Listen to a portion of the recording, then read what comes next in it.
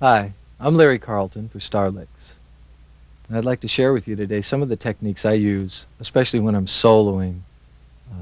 And to help me do that, Terry Trotter's here with us today. Terry, thank you for coming to help. Appreciate it.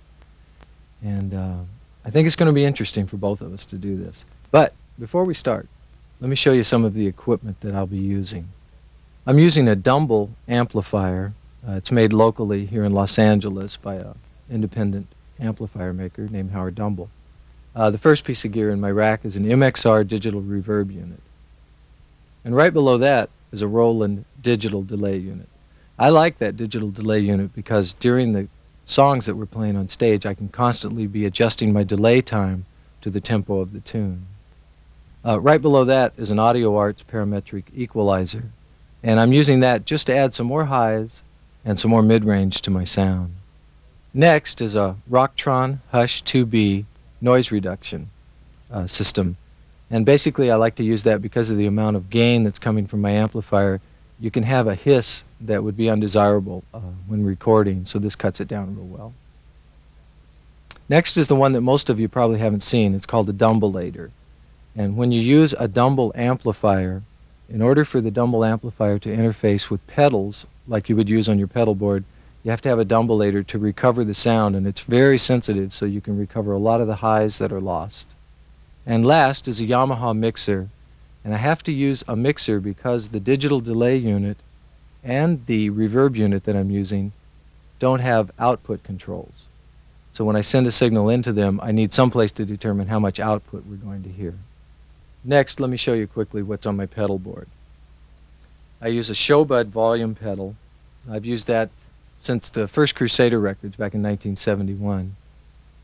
And right in front of that I have a Boss chromatic tuner, and the way I have it patched, the way most people do, you can tune on stage or at a recording session without having to be heard. Next to that's a Boss vibrato pedal, and I hardly ever use it, maybe once every 4 or 5 months, but it's real nice on ballads. Next to that's a Touch Wah made by Boss. I use that once every year or two, so don't go buy one of those. And right next to that's an Octaver. And I'll use that for effects. It takes the sound of my guitar down an octave, and I can also blend the normal octave of my guitar in with it. The one piece of gear that I do use a lot is the TC Electronics chorus. It's a nice, clean, studio quality chorus unit, so I found that to be real good. The guitar I'm using is a custom-made guitar, and it was made by Valley Arts Guitar. Mike McGuire made this guitar for me. And maybe you're a little surprised that I'm not holding a 335 today. I did play a 335 and still do sometimes. But in 1982, when I was doing the Sleepwalk album, I had had a custom Strat made just as an experiment. And the day that I got that guitar was the same day we were going to start recording the Sleepwalk album. And Sleepwalk came out very pretty with me playing a Strat.